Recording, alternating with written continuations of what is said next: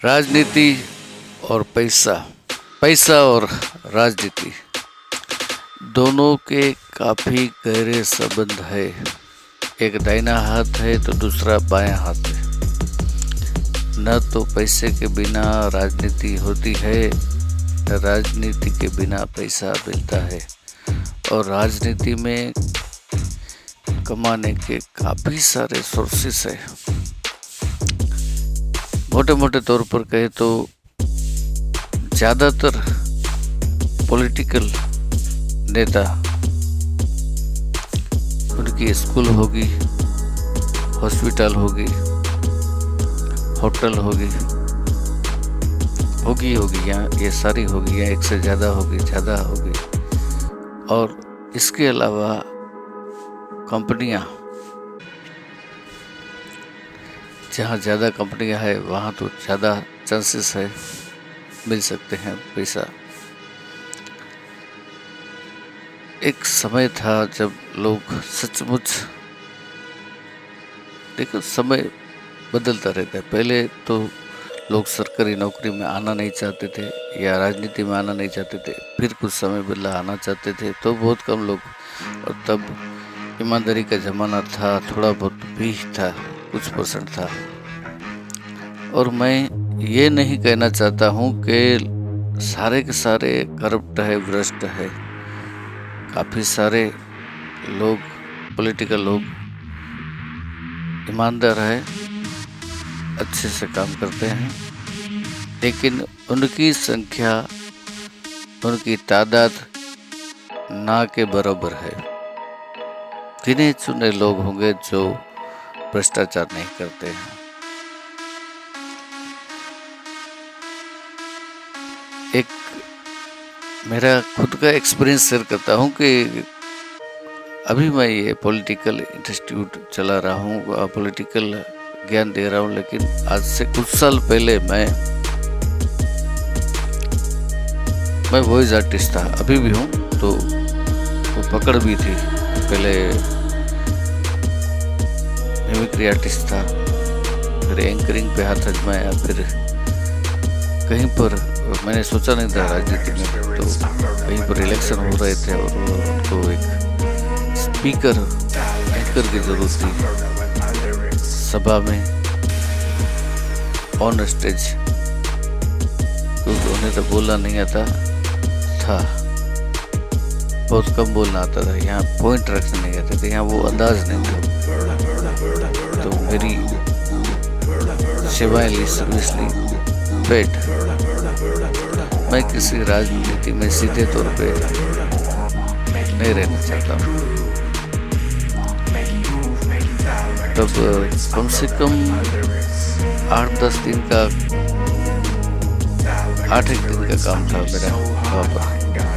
तो कम से कम 50,000 रुपया उन्होंने मुझे पेड किया था। तो इसके अलावा भी कुछ फैकल्टियाँ दी थी।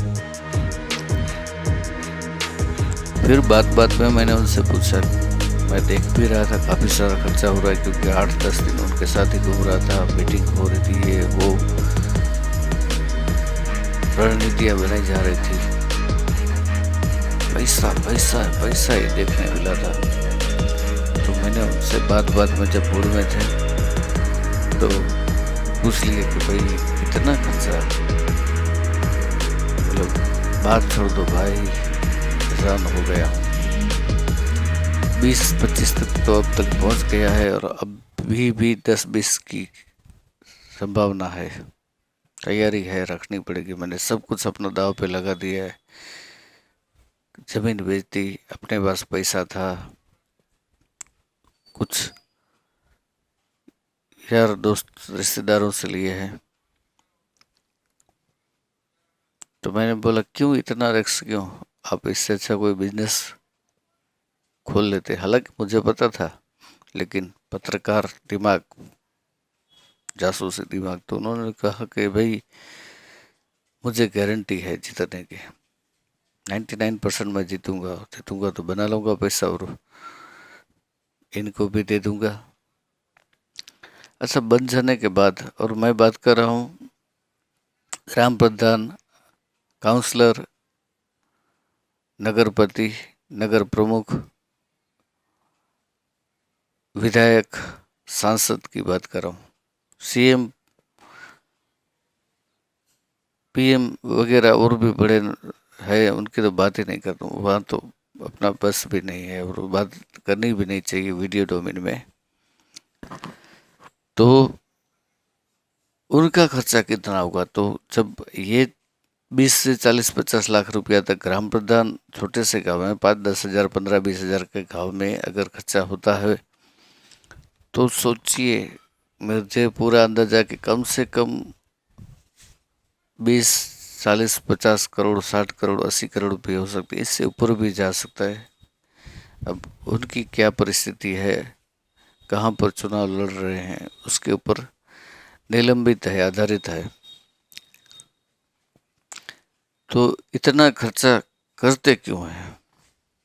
और चुनाव आयोग से तो बहुत एक लिमिट दी जाती है, और आप भी समझते हैं, मैं भी जानता हूँ, बंद मुट्ठी लाख की खुले धोखा की।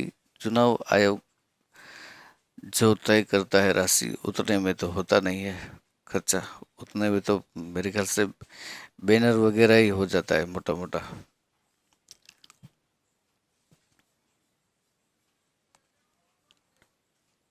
फिर कहाँ से आता है, क्यों खर्चते हैं? क्योंकि इसको वैसे वीडियो डोमेन में कहना नहीं चाहिए, लेकिन मैं तो ठीक है, बिंदास हूँ।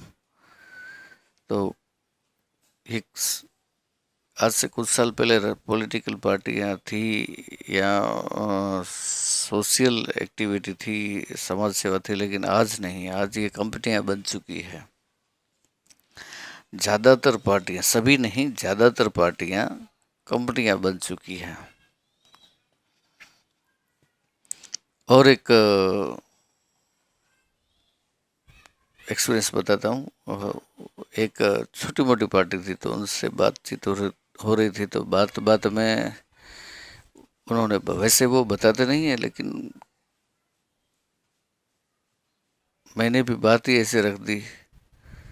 तो उन्होंने बता दिया कि भाई इस बार पता नहीं तो हमको फंड आता है इलेक्शन लड़ने के लिए, जो अभी सत्ता में पार्टी है उनकी ओर से, और हम जैसे कई छोटी छोटी पार्टियों को आता है, तो वो अभी तक आया नहीं है। तब मेरे पैर से जमीन सिरक गई थी। मैं बोला, ये क्या बात हुई? वैसे तो न्यूज़ में स्टेज पर एक दूसरे को गालियां देते हैं और विरोधी होते हैं, विरोधी पार्टियां दोनों, और जो सत्ता में है बड़ी पार्टी है, वही उनको पैसा देती है। बाद में भारी जांच पड़ताल करने के बाद पता चला कि भाई ये ध्रुवीकरण की, जो मुख्य विपक्ष होता है, तो सत्ता वाली पार्टी को पता ही रहता है कि कुछ समीकरण उनसे नहीं जुड़ेंगे, कुछ लोग उनसे, कुछ खास धर्म के, कुछ खास एरिया के, या कुछ खास जाति के लोग नहीं जुड़ेंगे और ये नुकसान करेंगे। तो इस नुकसान की भरपाई कैसे की जाए? तो छोटी छोटी पार्टियां हैं, वो भी नुकसान करती है विरोधी पक्ष को। तो ये फायदा होता है, ये बेनिफिट मिलता है सत्ता में बैठी हुई पार्टी को।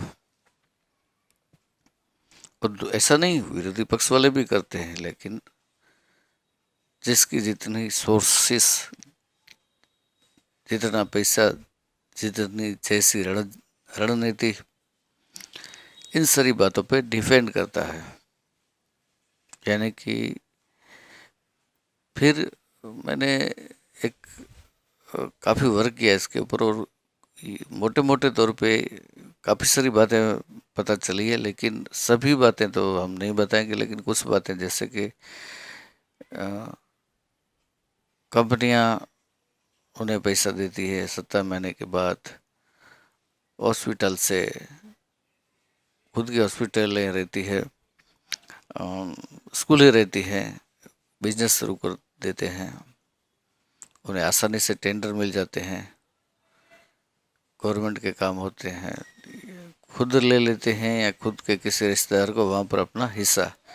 अब किसी किसी कहीं कहीं जगह पर तो मैंने ये भी देखा कि देखो, स्कूल की परमिशन मिल गई, ज़मीन मिल गई, ये वो, अब उस पॉलिटिकल नेता ने जो ये सब करवा दिया है, उसने 1 रुपया नहीं खर्चा है, लेकिन फिर भी उसका कुछ परसेंट, मोटे मोटे तौर पे 10-15% तो हर महीने चला ही जाता है, उसके पास आ ही जाता है। ये उनको भी पता चलता है।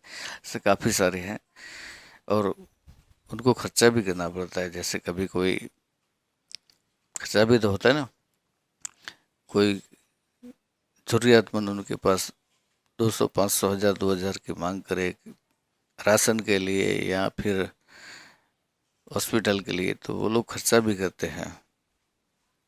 हालांकि दयालु नहीं होते हैं सभी सभी, कुछ अच्छे लोग भी रहते हैं, लेकिन फिर भी मने अनमने भाव से भी वो छोटी मोटी मददें करते हैं नाम कमाने के लिए।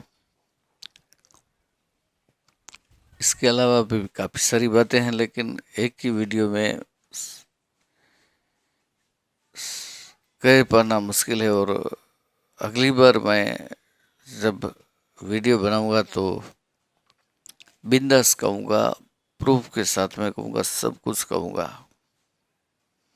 और उससे पहले और एक मेरा वीडियो आ रहा है, और आपने मेरी चैनल आरके पॉलिटिकल इंस्टीट्यूट अभी तक सब्सक्राइब नहीं की है, तो मेरी आप सभी से विनती है कि वो आप सब्सक्राइब कर दें, लाइक करें, शेयर करें, ताकि ज़्यादा से ज़्यादा लोगों को पता चले, जान सके, क्योंकि सब लोगों को नहीं पता चलता। और दूसरी बात, मेरी कोशिश यही रहेगी कि संविधान के ऊपर वीडियो बना जाए, आम पब्लिक के क्या हक है, संविधान पढ़ाया जाए। अब संविधान, हालांकि ये तो गवर्नमेंट को करना चाहिए मेरे ख्याल से, मेरा ऐसा पर्सनली ऐसा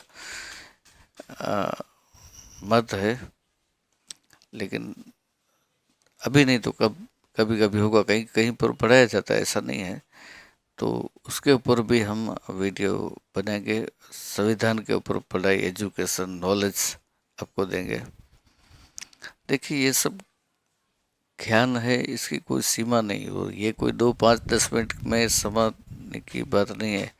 आपको भी अगर राजनीति में है या आना चाहते हैं, कोई दुविधाएं है, कोई प्रश्न है, कोई तकलीफ है, तो हमें फ़ोन कीजिए। हमारा नंबर 9913905196।